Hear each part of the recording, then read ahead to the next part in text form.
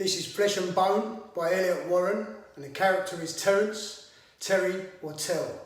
Up to you what you want to call me.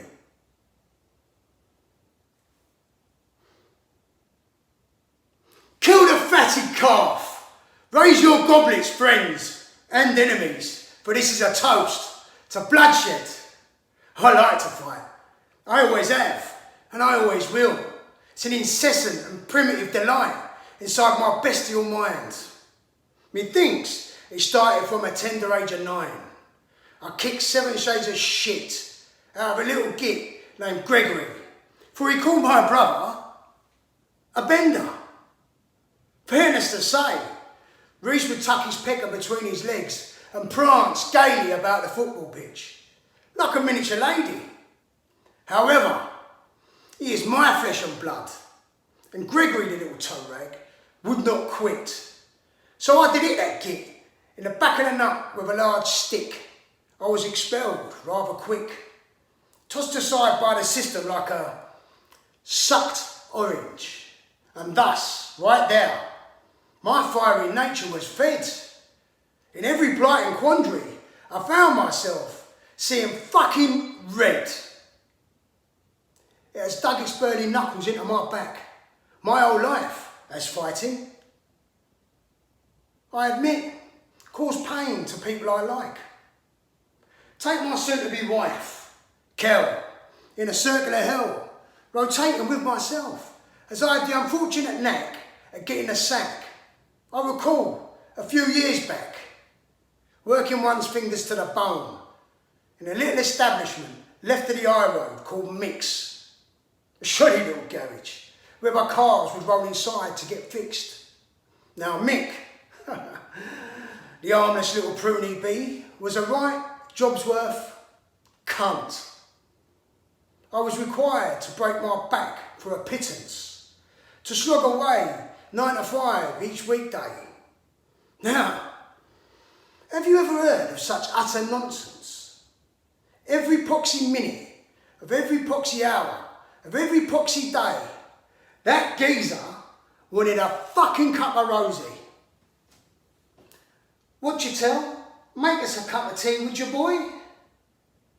I beg your pardon, Mick.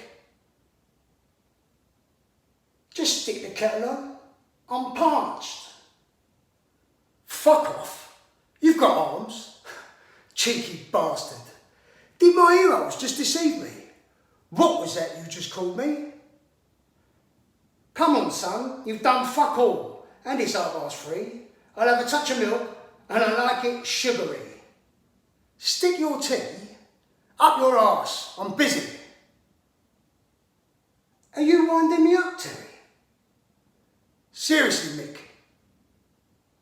I'm not asking for a fucking picnic. Right, that's fucking it! Alas, I waved goodbye to Mick's little enterprise after throttling the cunt for calling me a word which means me old man and his bird were not married when they gave birth. Now, it's true, I do not know the geezer that used his sperm to make half of what you see here now.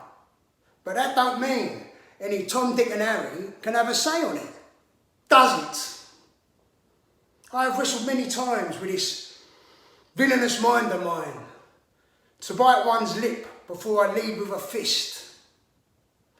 A martial art be the way for you, my son. I hear the mob yell, pitchforked and ready to lynch.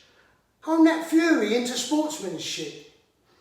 Look, be I a billionaire, then yeah, perhaps the obvious would glare.